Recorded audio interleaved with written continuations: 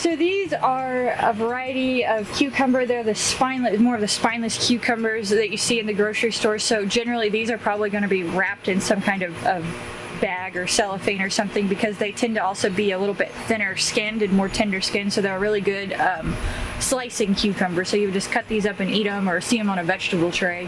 And they don't have that really thick outer skin or those kind of spikes that you think of sometimes when you think of cucumbers. So these are a really good variety to have around.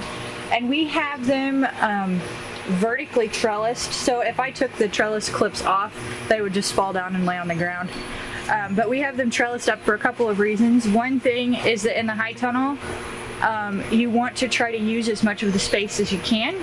And with this trellising system, we can really make use of our vertical growing space. So if we run them up, we have, you know, maybe 6 feet of growing space that we're using straight up and down instead of 6 feet laying flat, because we wouldn't be able to get nearly as many of these in here. They're spaced about a foot apart, and if they were just laying down, you know, we'd have to space them 4 or 5 feet apart, give them enough room to grow, where this way we can have them only a foot apart and then utilize this vertical space that we have here.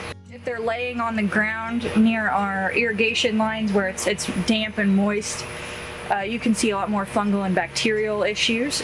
And then also more heavy insect feeding, because they're on the ground and there's better habitat for the insects. Where if they're trellised upright, it also makes it easier for us to control insects and diseases. If we have to spray something on them, it's easier for that. But then it's also just easier for us to inspect them for insects, because they're right here and we don't have to stoop and shuffle and move around. Another reason that we trellis them this way is for ease of harvest.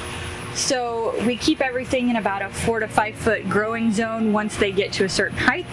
And so this would all be, everywhere there's flowers, there's probably going to be a cucumber here.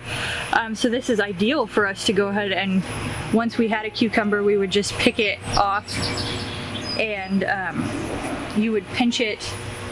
You want to hold onto the stem with your one hand and support it, and then you're going to put your other hand really close to the stem and then just kind of pinch and twist until you get it to come off. You can also use pruners to do this, but I find it's just as easy to just pull it off. You want to be careful when you pull it off that you're gentle so that you don't hurt the plant, but then also you don't want to pull too much of the skin off of the cucumber, because that can open up for diseases to enter into the inside of the fruit. So we got some food safety issues there. And then also they perish a lot quicker because of that tender exposed area.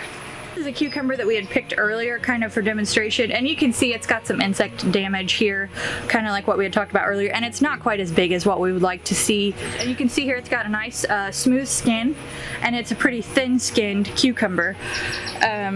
So this would be a really good slicing cucumber, and it's a little bit ugly, but you could still eat it. It's still perfectly safe that way. Another thing we can do is just go ahead and snap it open, and I can show you kind of the inside. So we've got a few seeds here, and ideally we would want this to flesh out and be just a little bit bigger before we harvested it, but it's, you know, it's still edible, definitely. And you can see how thin the skin is. So this is, again, very desirable for just slicing and putting in salads or vegetable trays.